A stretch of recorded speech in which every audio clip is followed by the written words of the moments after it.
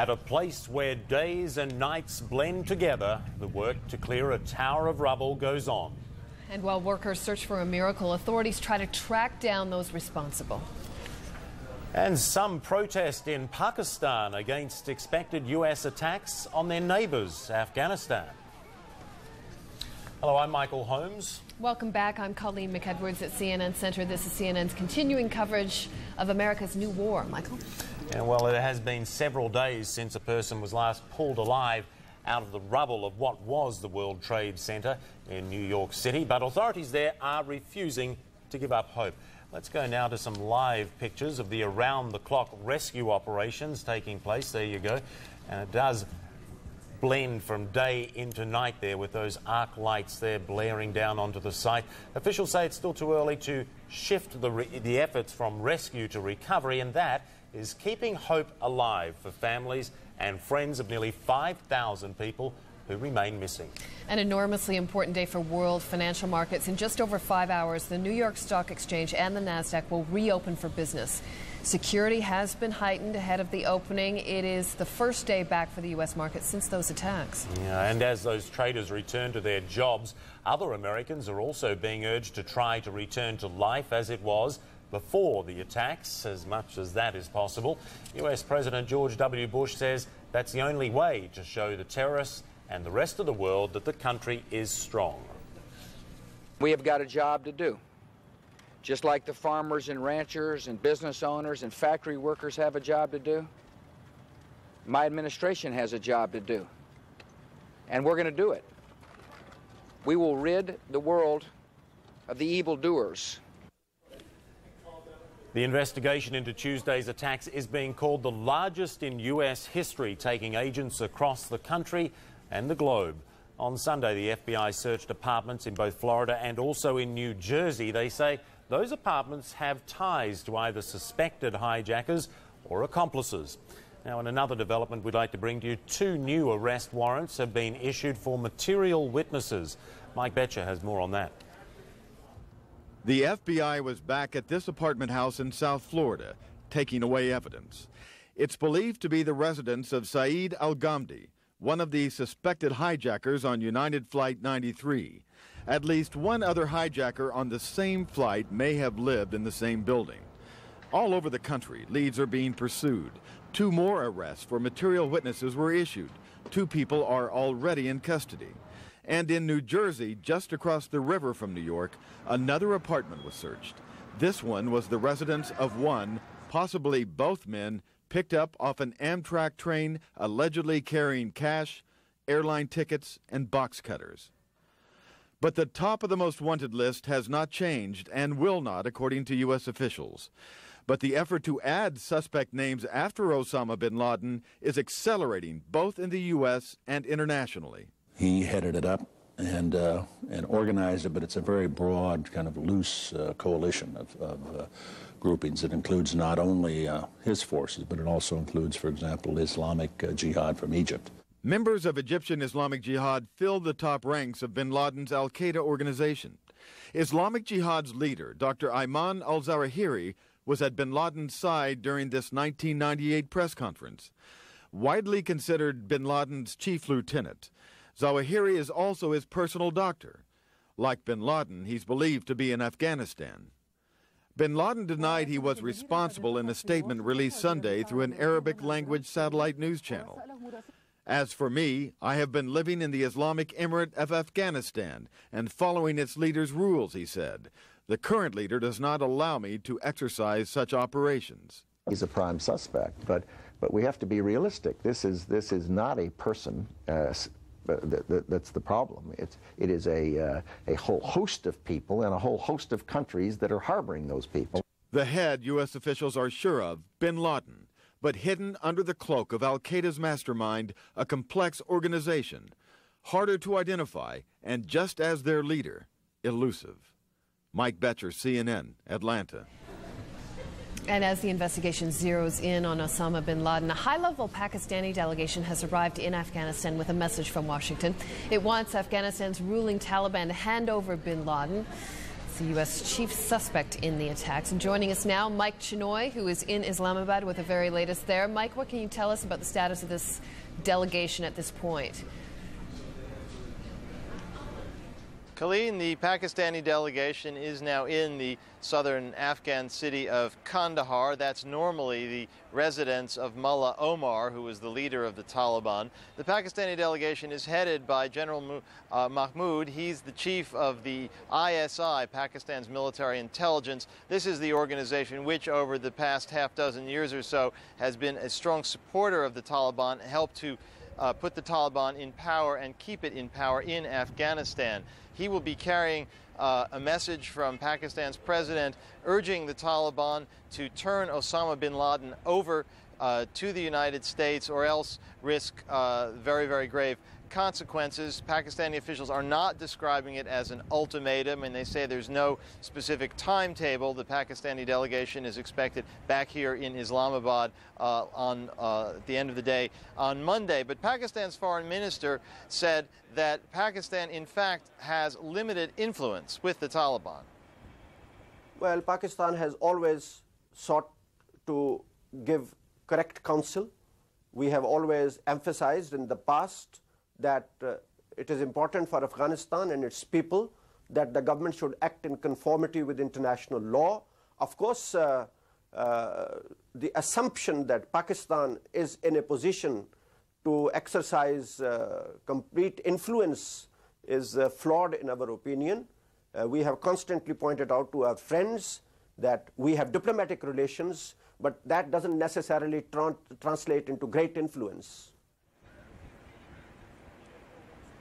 In fact, the nature of the bin Laden organization is a complex one.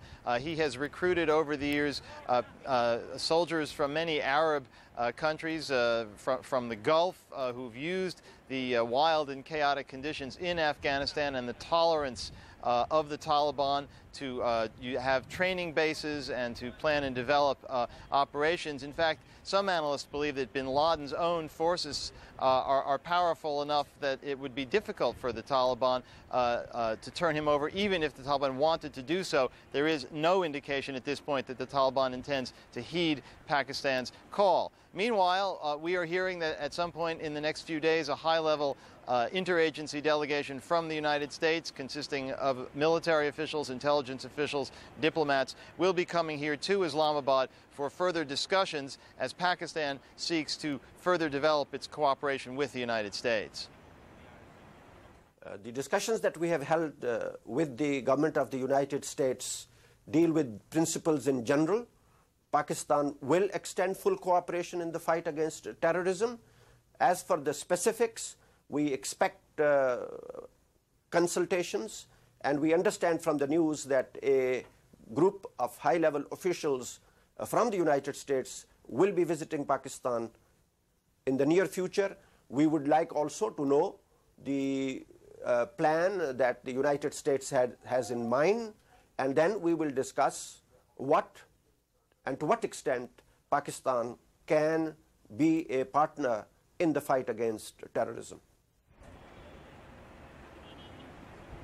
One of the key areas of cooperation is likely to be intelligence. Pakistan's military intelligence service, the ISI, as I said, has had a long-standing relationship with the Taliban, and its leaders and members are likely to be very well-versed as anyone outside Afghanistan in how the Taliban leadership operates, its movements, its communications, and that kind of intelligence would be great value to the United States. There's also been talk about Pakistan allowing U.S. planes to overfly Pakistani airspace, perhaps prepositioning equipment here on the ground, maybe even putting U.S. troops on the ground. However, there has been a vocal chorus of criticism of the government's decision to side with the U.S., that criticism coming particularly from opposition parties and Islamic fundamentalist groups. On Sunday, there were demonstrations in several Pakistani cities. In a few hours' time, an organization called the Afghan Defense Council will be meeting in the city of Lahore to plot its strategy. There is a large reservoir of sympathy in this overwhelmingly Islamic nation for the neighboring Islamic nation of Afghanistan. Among Pakistan's Islamic fundamentalist groups, there have been some who have sought to turn Pakistan into a Taliban-style religious state. There's a great deal of cross-fertilization, religious schools here sending Pakistanis to fight with the Taliban in Afghanistan and then coming back. So the government does have a real challenge on its hands. President Musharraf spoke with Pakistani journalists on Sunday, said that he was well prepared to deal with this kind of challenge, but there is every expectation if the U.S. does launch military strikes that there will be a sharp response from at least some segments of the Pakistani population. Colleen? Mike Shenoy, thanks very much. As we heard in Mike's segment there from Pakistan's foreign minister, he said Islamabad will help the United States despite concerns for difficulties that this will cause at home. I want to spend a little bit of time here on this. We're joined now from London by Abdul Qadir Jaffer, Pakistan's High Commissioner to Britain. A good chance to follow up on some of this. Mr. Jaffer, thanks so much for joining us. Thank you, madam. Okay, it's a pleasure to be here. Thank you so much. This delegation is there, but we're hearing expectations being downplayed a little bit from the foreign minister. Tell us what to expect. Does anyone really expect the Taliban to be able to hand over Osama bin Laden? Well, I agree with you. We have embarked on a very difficult and a very important assignment, and that is truly to support the United States government and the world at large to eradicate this menace from all countries of the world. And if we can be successful in getting Osama bin Laden, I'm sure it will be a great cooperation from Pakistan, as we have always done in the past. We have always rendered assistance and cooperation to the United States of America. Well, Mr. Jaffer, what happens if the Taliban will not hand him over? Well, I suppose we'll have to again discuss this matter with the United States and see what other options we have. But most important, I think the effort has got to continue so that there is no loss of further innocent lives. I think this is extremely important.